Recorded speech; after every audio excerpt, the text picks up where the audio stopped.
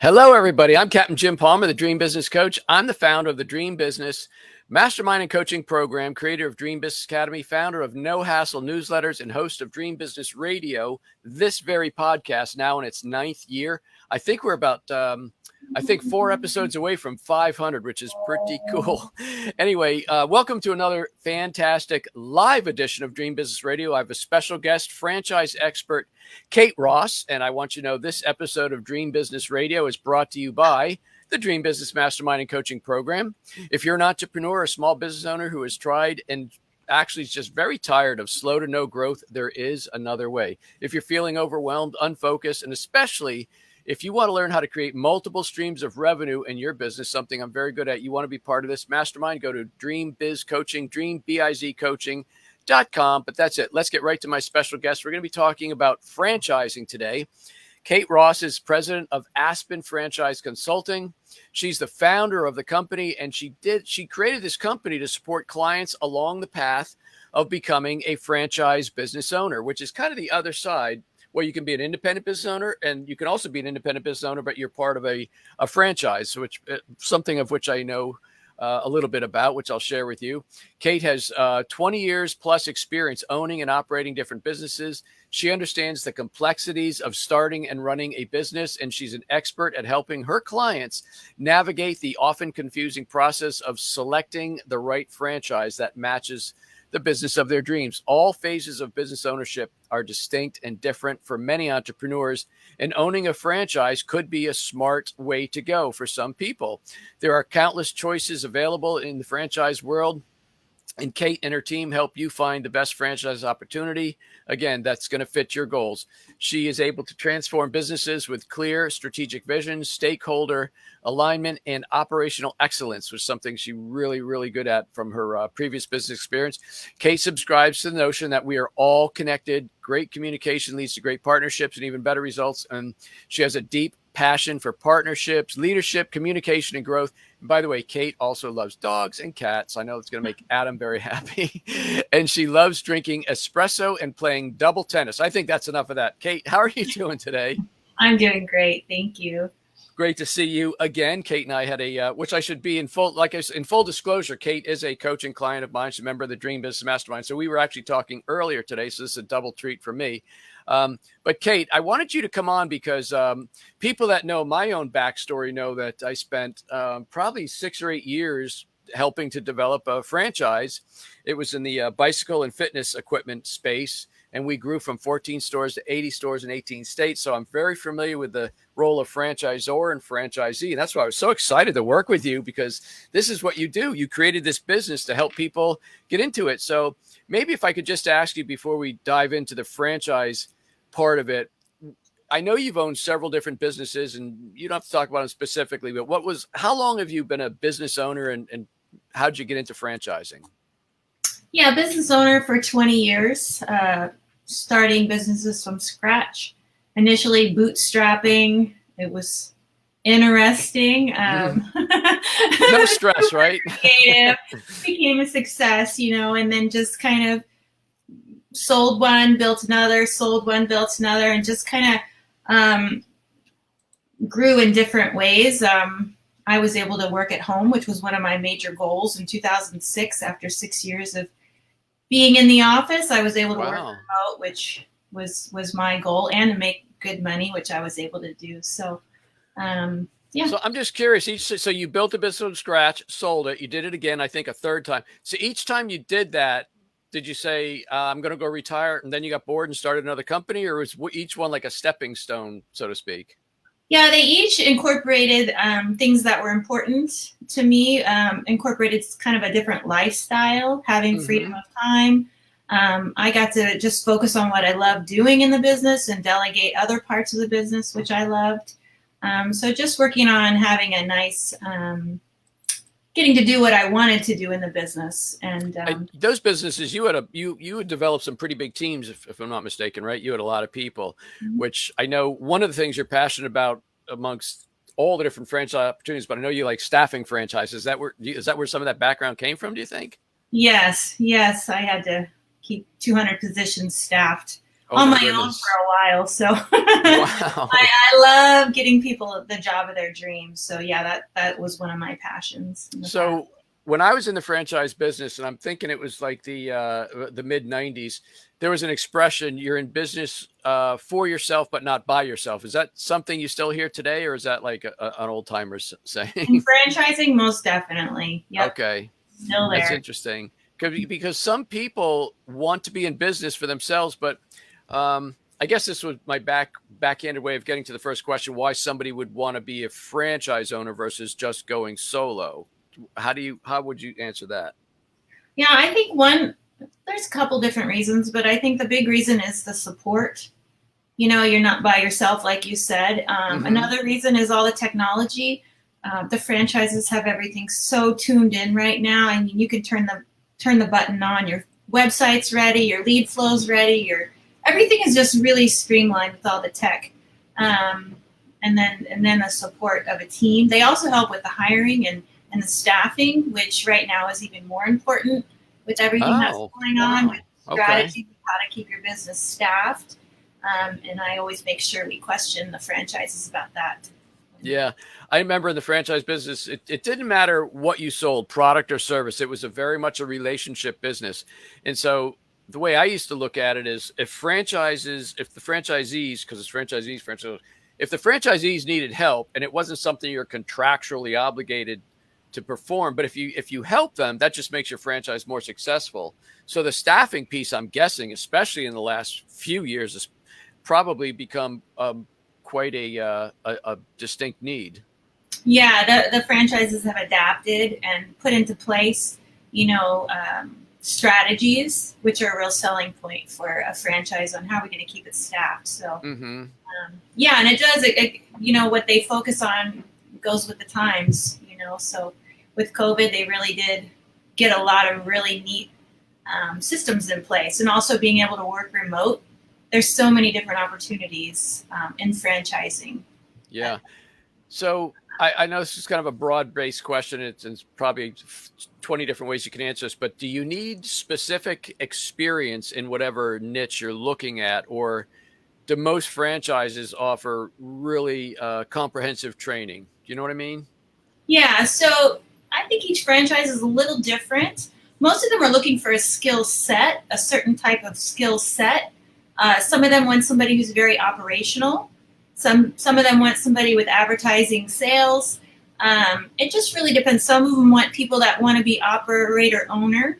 So Mm-hmm. it's all over the board. I just more look at their skill sets and then match that to what that franchise wants as an owner. Yeah, well, in my previous life, when I was a regional manager, I had about I don't know 60 or 80 people working for me. I would always rather hire for attitude than skill. I figured I could teach the skill, right? Yeah. So I don't think times have changed that much. No. So another kind of a broad-based question, but what are the startup costs if somebody's interested in becoming a franchise owner? Um, Maybe we should do this in a couple different ways. What are the various franchise costs, like kind of the initial fee and ongoing, et cetera? And then maybe we can talk generally what the parameters might be. Yeah, so as a franchise match consultant, what we usually focus on is the liquid capital when Okay. we do a search, which is the amount of liquid cash available that the franchise sets. So typically a number is 25, 50 grand Mm-hmm. for the amount you have available to help you get through the startup. And then the investment range is all over the place for different franchises, but you're looking at higher end would be food or retail versus an at home, which is a lower investment. Um, yeah. So we were obviously. I mean, I think we were like 150 grand because we had inventory. We had bicycles, fitness equipment, clothing, repairs, equipment, all that stuff. What I wonder what percentage of franchise opportunities today are at home based and not necessarily retail based, or restaurants got to be, I would think, $500,000 minimum, I'm guessing, or Yeah, more. it is. Yeah. What does that look like as far as from your experience, the at home franchise? And I mentioned that you really have a passion for staffing franchises. What's the investment for something like that? It's variable. They do have at home staffing franchises. which are a lower investment, maybe 80 grand. You can get up and going, start placements day one, start cash flowing, which is amazing. And then you have brick and mortar office locations, which 100, 200, something like that. Going. Yeah. So is 200 the high side? Well, probably not in the staffing franchise, but obviously food. Do people still come? Are they coming to you for food, or is it more the at home or the smaller ones? What have you seen like in the last year or so? Yeah, people are still interested in food. So usually we focus on really simple models for food right now with grab and go, things that are easier to staff, that are maybe cleaner, healthier options, and investment is lower. So those are the franchises that I usually focus on with my clients. Okay. How does somebody go about suppose you have somebody that comes to you and says, boy, I'd really like to be in a franchise, because I guess the first box they're going to tick is that I want to be in business, but I'd love for somebody to help me, train me, give me signage, all that good stuff. How does somebody that's got a broad approach to finding something, how do they go about choosing what's best for them? I'm sure you have some kind of system or process you walk people through, but can you describe that a little bit? Sure. So usually they come to me and they have been poking around. They've looked at this franchise, that franchise, explored a little bit, changed gears, and then they get a little confused. Mm-hmm. So what we do is I ask them some really specific questions, figure out if it's something I can help them with. Their timeline is important.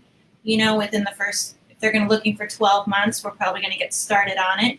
I do a questionnaire, which is not an application, and we explore all the different parts of the business, and most of them haven't thought about all the parts. For example, employees, how many, what kind of hours do you want to work? I also work, if they have any interests, I work that into, our potential franchise options. I had a lady yesterday, loves pets. I mean, she got so excited on the phone. I said, have you ever thought about having a franchise where you work, take care of pets, or make your income off of pets? She said, no, I've never thought of it. So it was pretty exciting. So if I can pause you. So yeah. I want to go a little bit deeper, because even people that aren't interested in franchising, this is like customer intake stuff, right? Mm-hmm. So how did you find out? Just a simple conversation? I mean, what did she come to you for? Just curiosity. And then you said, hey, have you ever thought of this? How did you find out that she had an interest in pets? Yeah, on my questionnaire, there's a scale, and it has maybe 20 items. You rate 1 to 10. And, there's a lot of, when they fill it out, I'm always curious about, what they put a 10 on and why. And then it makes me excited to find she's a professor, and she wants freedom of time and not have to be on the clock.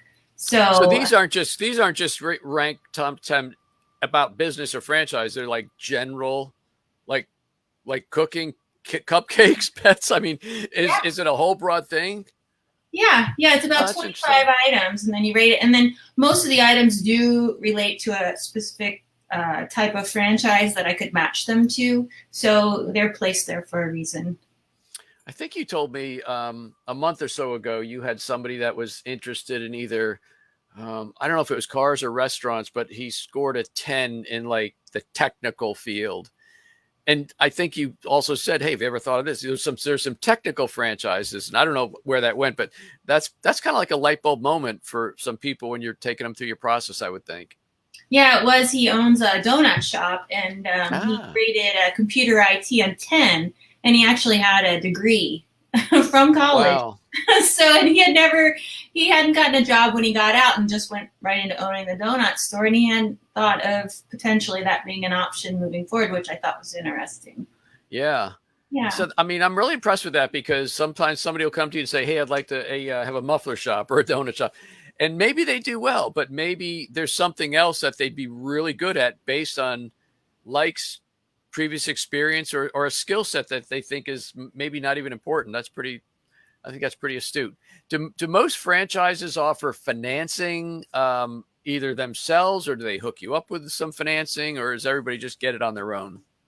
Yeah, sometimes they have internal financing. Most of the time, I recommend you work with a franchise funding specialist, somebody who is familiar with the franchise you're trying to buy and understands how the process works. So typically you work with an outside party to fund the franchise. Okay. Are regular banks, are they just getting too hard to deal with? So are these like what kind of banks are you talking about? Are they banks or are they finance companies or? Yeah, it's a funding company that you can either do SBA, they coordinate that, the SBA, or a 401k. Um, um, and a lot of people are doing HELOCs right now. So home Okay. equity lines is what I've been hearing the last month or so. Is there so speaking of home equity, is there a certain or is there an average age that if someone comes to you, let's just again think of over the last year in your business, is there like a typical age when someone thinks, I'm sure I, I probably could be wrong, but is there an 18-year-old coming to you, or are they all like in their 40s or are they like 60s or? Yeah, it's been interesting. I think recently a lot more 55, 60-year-olds have been reaching out. They're ready to exit the workforce, and Mm-hmm. they have 4 to 5 years that they want to be working, and then they want to sell the franchise. So we've been focusing on how would they exit, and does the franchise offer any part to assist with that process? So that's been really interesting.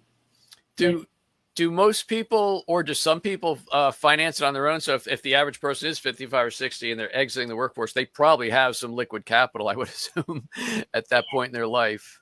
Yeah. Mm-hmm. Yeah, they're definitely typically not doing financing at that point. They're using, funds they have. Yep. One of the things I remember from years ago was a franchisor has to have certain rules. There's a guidebook, rule book. There's things that you contractually have to, like, you can't change the color of your sign because that's a national trademark, right? And there's certain things the way you operate your business. Do you? I'm curious if you ever hear stories after the fact, because you're kind of like you're from interest to finding the right match and getting them signed up with a franchise, and you pretty much leave it. Then it's the franchisee franchisor. I'm just curious from your own experience, either in business or do you hear afterwards how some people are not towing the line, or is that much of a problem anymore? I think we kind of cross that bridge up front. Mm-hmm. I know I keep it in mind when I'm talking to people. Do they want a franchise that's very strict with a lot of check sheets, a lot of rules in that rule book, or do they want a new emerging brand that's a little more flexible, doesn't have things figured out?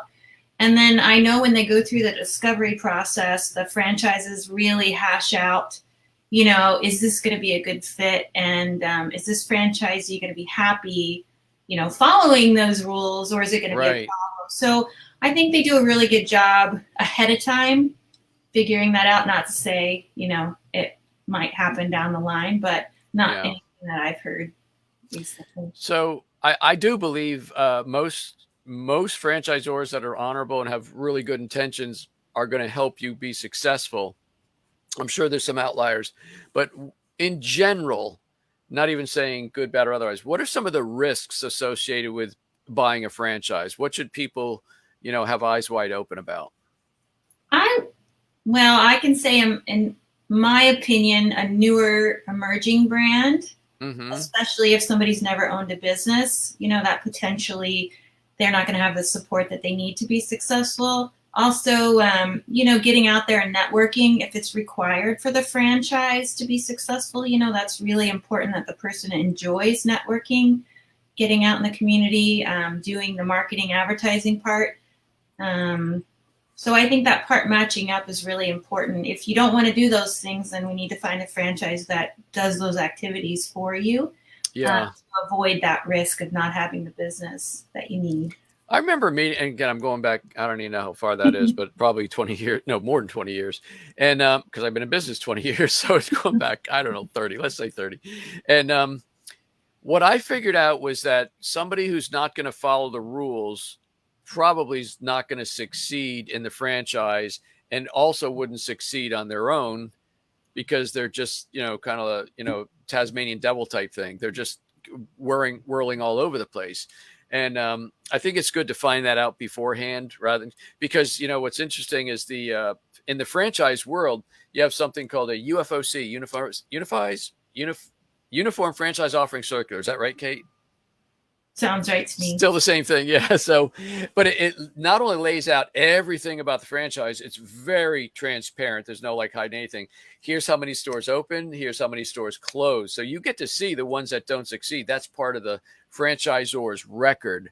Um, so you've been in business for yourself many times, and now you help people get into the franchise business. What are some of the risks, and how would they be different? I mean, do you spend enough money marketing? Are you good selling and things like that? But are the risks similar, no matter if you get into franchising or going solo? Well, I can say from my experience, I think going solo is a lot more risky just because you don't have the support to ask the questions to figure it out quickly, and having the ability to make a phone call and get the answer with the experience to back it. I mean, I don't think you can put a price on that, but specifically when it's so specific and niche to exactly what you're trying to achieve in your business. When you have a franchise, Right. on your own, you're kind of asking people for advice who may not know exactly what you're trying to achieve, which can be tricky, I think. Yeah. What kind of training programs do most franchise? We used to have a 2-week training program. They'd actually come in, spend like 2 days at corporate learning kind of the back office stuff, and then they'd actually go work a store for a week and a half and really get immersed. What kind of training programs have you found today? Yeah, that's pretty typical, definitely going and spending some time, a week or two. And then what a lot of franchises are doing now is, you get a business coach or a franchise coach to be by you for, 6 months potentially. And then a new concept that I heard was franchisees are kind of mentoring each other. So you get assigned a franchisee to walk with you through the first 6 months along with a coach. So I thought that was interesting. Concept. Yeah, that is interesting. Yeah. So what would the process look like? Suppose somebody said, "Hey, that's a very interesting show, Jim. Thanks for having Kate on." And they want to reach out and have an interest in a franchise. What does that look like? I mean, I'm sure it's not a 30-day thing. Doesn't have to be a year or 2 years. What's the average? Describe, if you would, like the timeline from when someone says, "Hey, I'm interested." Walk us through that. With me? Yes. Yes. Okay. So it'd be introduction call. So first I want to figure out what you're trying to achieve. Is it something I can help with? Or maybe it isn't. So we figure that out pretty quick. That's, can be within a couple days. Then we get the questionnaire done. Within a day or two, we review the questionnaire together. We do the brand, review the franchise brands in about a week. You find a franchise you love, we go right to a developer and we start asking our questions, getting more information.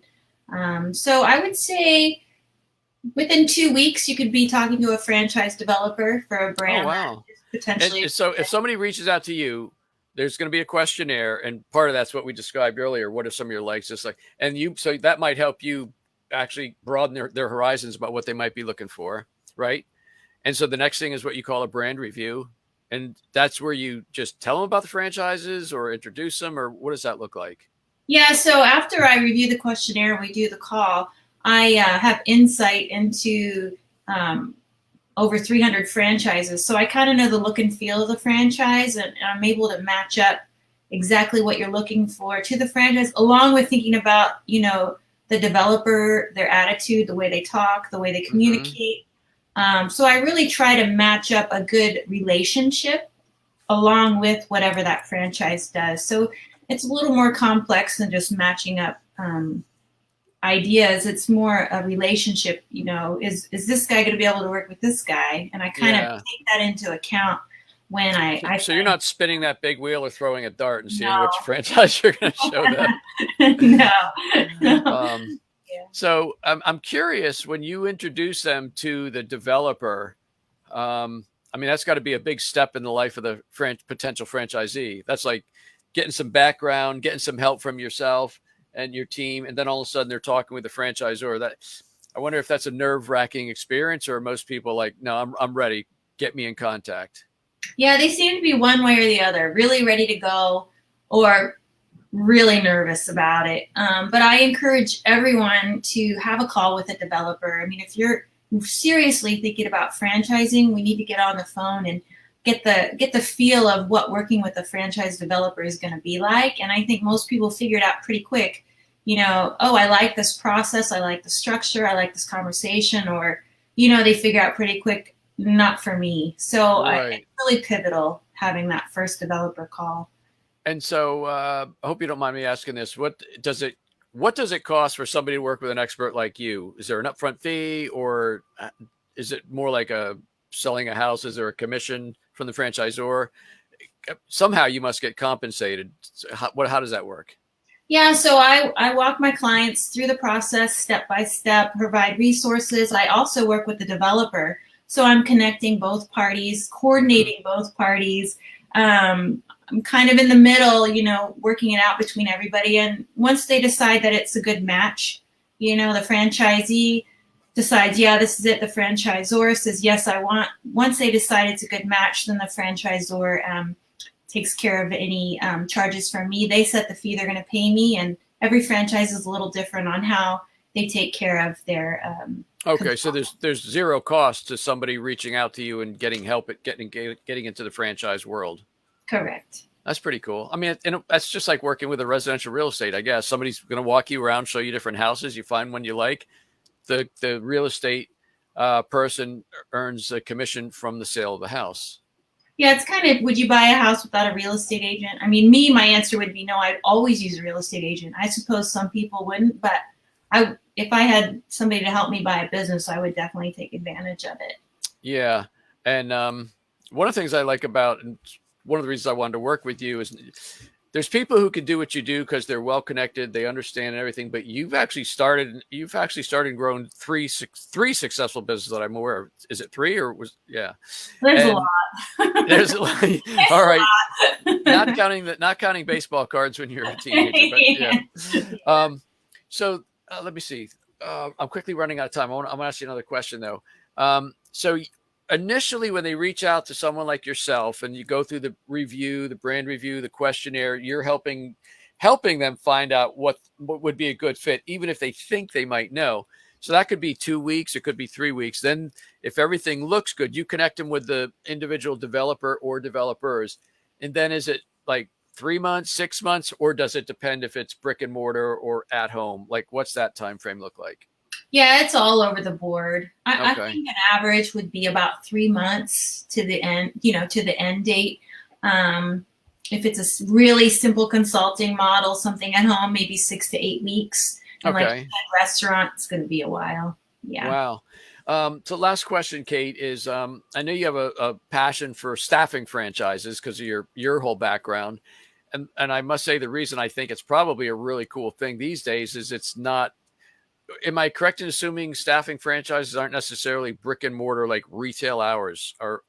Correct. Yeah. So they could be virtual. Mm-hmm. Yeah. So I don't know if you don't have to name any names if you don't want, but describe maybe a typical staffing franchise. What would that model look like? How could that be an attractive business opportunity for somebody? Yeah, my favorite one is they have all the jobs that need to get taken care of listed, and then they have the employers that are looking for employees. So they have a database already set up, so you can get in day one and start making placements, which starting a business and being able to get in and create revenue day one with a staffing franchise, I mean, that just blows my mind that that's already all set up with a really low, I think it's 80 grand to get started. I mean, wow. You can make 25 grand a placement. It doesn't take long. I just want to understand that. So if 80 grand, you're in this one of the staffing franchises, you're open, you're working, and 25 grand is that's like a placement. So if you place somebody, it's like a $25,000 commission. Yeah, wow. They started the executive search, which is what I would do if I were going to do that, which I'm not. But it's right. It's a great spot to be if that's something you love to do. So I imagine like any business, you probably got a couple people who turn out to be tire kickers, but it's got to be pretty rewarding helping people get into business. You probably like this gig pretty good, huh? I love it. Oh, that's great. I love getting to know them, hear what they like, hear that they want to be their own boss and they want freedom. I mean, if I can help them achieve that, I mean, I know what that feels like, and I want them to have that. Yeah. Well, thanks so much for coming on and sharing your expertise. So if people are like, actually never thought of franchising, what would be a good way to connect with you? Um, give a website or two or three, whatever you want, or email.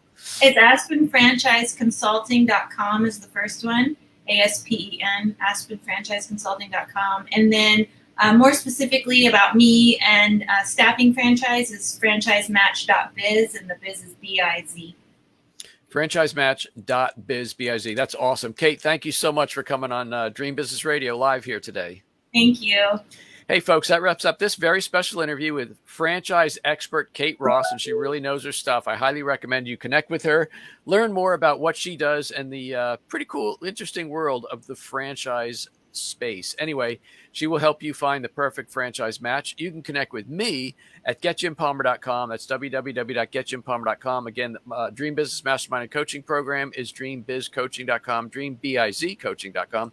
Remember, you can get digital copies of all of my books. Here's just one of them, all 6 of them at Amazon or Barnes & Noble or the iBookstore. But that's it. Until this time next week, another fantastic interview. I am Captain Jim Palmer, the Dream Business Coach, and you take good care.